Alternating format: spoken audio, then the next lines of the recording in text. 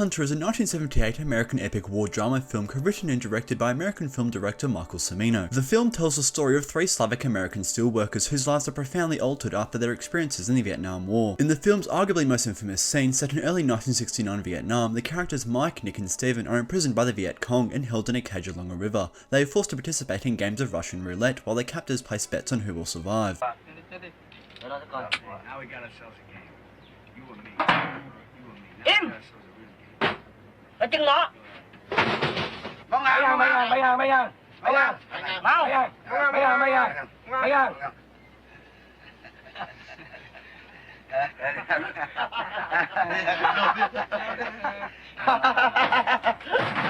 Cầm xuống mau. Rồi nha. Giang ra. Im.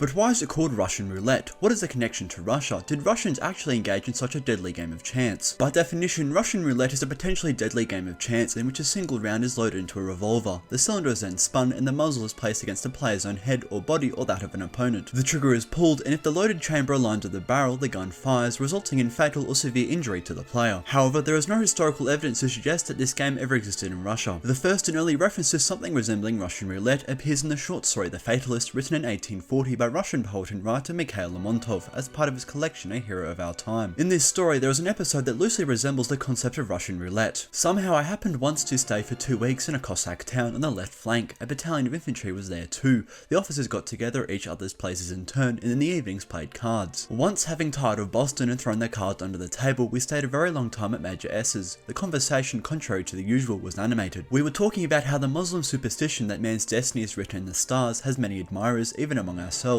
Each man told of various extraordinary happenings, pro and con. All that, gentlemen, proves nothing, said the old major. Why, none of you witnessed these strange happenings you used to confirm your views, did you? Of course, none of us said many, but we heard from trustworthy people. That's all nonsense, someone said. Where are these trustworthy people who have seen the list that determines the hour of our death? And if there really is predestination, why were we given a will and reason? Why are we held accountable for our behaviour? At this time, one officer who had been sitting in a corner of the room got up and slowly walking to the table cast a calm and solemn gaze over everyone. He was a Serb, as was apparent from his name. Lieutenant Vulic's outward appearance fully reflected his character. His height and dark complexion, his black hair, black penetrating eyes, his large but regular nose, an attribute of his nation, and the sad cold smile which always roved over his lips. All this seemed to come together to give him the appearance of a special creature, incapable of communicating his thoughts and passions with those whom fate had made his comrades. He was brave, spoke little, but cuttingly he confided secrets of his soul and family to no one. He almost never drank wine, and he never ran after young Cossack girls, whose charm is hard to express to those who haven't seen them. They say, however, the colonel's wife was attracted to his expressive eyes, but he got genuinely angry when anyone hinted at this. There was only one passion he did not hide, a passion for gambling. At the green table he forgot everything and usually lost, but continuous failures only aroused his obstinacy. They say that once at night during an expedition, he sat up the bank on a pillow. He was awfully lucky. Suddenly shots rang out, somebody hit the alarm, and everyone jumped up and rushed for the weapons. Stake everything, yelled Vulic, not rising, to one of the hottest punters. I'm on 7, answered the other, running off. Despite the general furor, Vulic dealt the next pair. The 7 was the winning card. When he appeared at the front, there was a strong crossfire. Vulic did not worry about the Chechen bullets or swords. He was looking for his lucky punter. The 7 is dealt, he shouted after catching sight of him in a line of riflemen who had begun to oust hostile forces from the woods. Going closer, he took out his coin purse and wallet and gave them to the lucky fellow, in spite of his objection to the irrelevance of paying now. After fulfilling that unpleasant duty, Vulic held himself forward, drawing the soldiers behind him, and coolly exchanged fire with the Chechens to the very end of the thing. When Lieutenant Vulic approached the table, everyone shut up, expecting some original trick from him. Gentlemen, he said. His voice was calm, although lower than usual. Gentlemen, why these empty quarrels? You want proof? I suggest you test on yourselves whether a person can voluntarily arrange his life, or whether the fateful moment for each of us is determined in advance. Who's willing? Not I, was heard from all sides. He's nuts. Such things cross his mind. I propose a bet, said I, for fun. What kind? I say there is no predestination, I said, emptying about 20 gold pieces onto the table, all that I had in my pocket. I'll take it, answered Vulic in a hollow voice. Major, you be the judge. Here are 15 gold pieces. You owe me the other 5, so do me the kindness to add them to these. All right, said the major, only I don't understand really what's going on. How will you settle the wager? Vulic quietly went out into the major's bedroom. We followed him. He went up to the wall where weapons were hanging, and at random took one of the various caliber pistols from its nail. We still do not understand him, but when he cocked the pistol and poured powder on the shelf, many cried out involuntarily and grabbed his arms. What are you trying to do? Listen, it's madness, they yelled at him.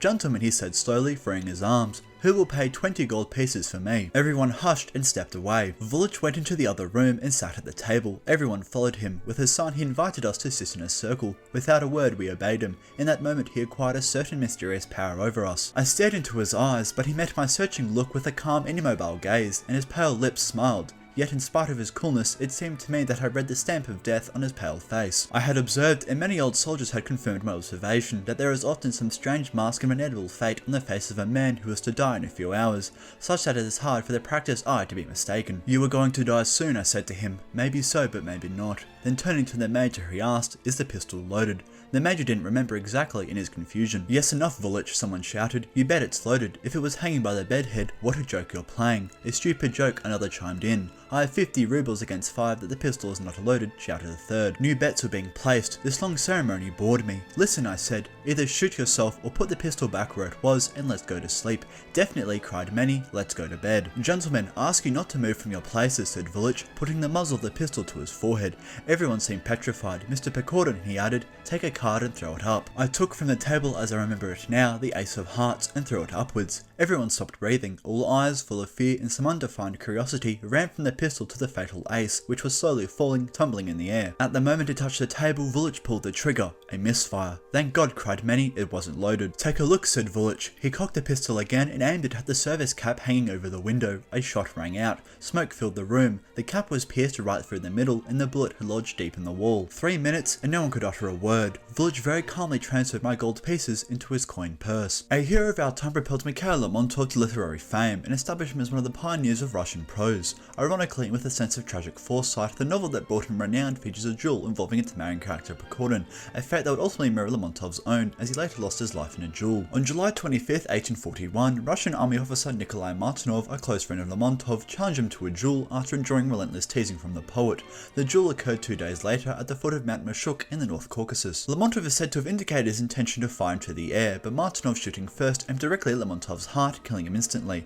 Lermontov was buried on July 30th, 1841, with thousands of people attending the funeral ceremony. In January 1842, Tsar Nicholas I granted permission for Lermontov's coffin to be moved to Takhany, the estate where Lermontov had spent his childhood. There he was reinterred in the family cemetery. The news of his death deeply affected his grandmother Elizaveta Arsenyeva, who suffered a minor stroke upon hearing of his death. She passed away 3 years later in 1845. The term Russian roulette was possibly first coined in a 1937 short story by writer Georges Sudez, published in the January 30, 1937 edition of American magazine Collier's. The story features a conversation with a French sergeant who had served in the Russian army in the Foreign Legion. "Did you ever hear of Russian roulette?" When I said I had not, he told me all about it. When he was with the Russian army in Romania around 1917 and things were cracking up, so that their officers felt that they were not only losing prestige, money, family and country, but were being also dishonoured before their colleagues of the Allied armies, some officer would suddenly pull out his revolver anywhere, at the table, in a cafe, at a gathering of friends, remove a cartridge from the cylinder, spin the cylinder, snap it back in place, put it to his head and pull the trigger. There were 5 chances to 1 that the hammer would set off a live cartridge and blow his brains all over the place. This has been me, Jack, and if you're playing Russian roulette right now, please don't.